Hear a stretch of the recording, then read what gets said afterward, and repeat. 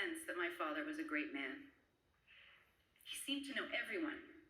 They knew him, and they wanted to be around him. Prime Minister Clark attended Mark's christening. My dad did important work, like serving on the Cliche Commission and leading an international mining company.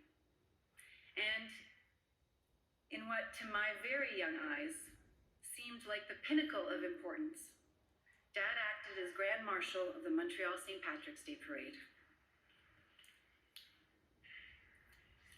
My dad went on to win the leadership of the Progressive Conservative Party. When asked to comment on the significance of his election on the night of his victory, my father's first response was not what the journalists expected. "It's Caroline Mulroney's 9th birthday," he exclaimed on national television. At a moment of great achievement, he showed the country what his family meant to him. He became a truly great prime minister and a world leader. But to us, he was more than that.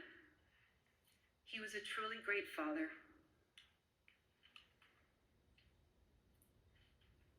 As his only daughter, he always made me feel special. He was the one who carried me to bed and stayed with me when I fell asleep, until I fell asleep when I was little. The one who let me cry on his shoulder, even when my tears ruined his beautifully pressed shirts when I was a teenager. And the one who waited for me at our table at our restaurant in New York City when I worked there, patiently reading his stack of newspapers until I arrived, always with a glass of champagne waiting for me. Every day of my life, my dad told me that I was the greatest daughter that God put on this earth. Now, we all know how much he liked hyperbole. But how lucky am I that for almost 50 years I was told something so wonderful every single day. He gave me love, confidence, and strength. Spending time with him was a joy. We would sit in his den and talk for hours. The news was always on in the background, and we would discuss it for sure, but mostly we talked about life. He set no course for his children other than to support our dreams, aspirations, and happiness. But he didn't always make it easy. When Andrew asked my father for my hand in marriage, Andrew said, "Mr. Mulroney, I would like to ask your permission to propose to Caroline." My father looked at Andrew and asked, "Propose what?"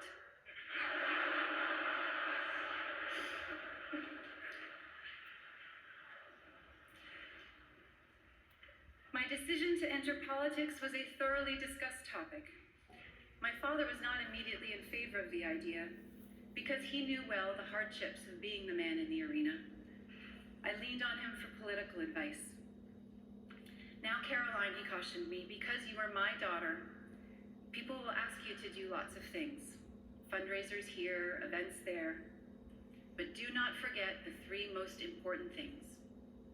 You're riding, you're riding, you're riding. The people of York Simcoe elect you, put their faith in you, and it is to them that you are accountable." Au fil des ans, son instinct... Over the years,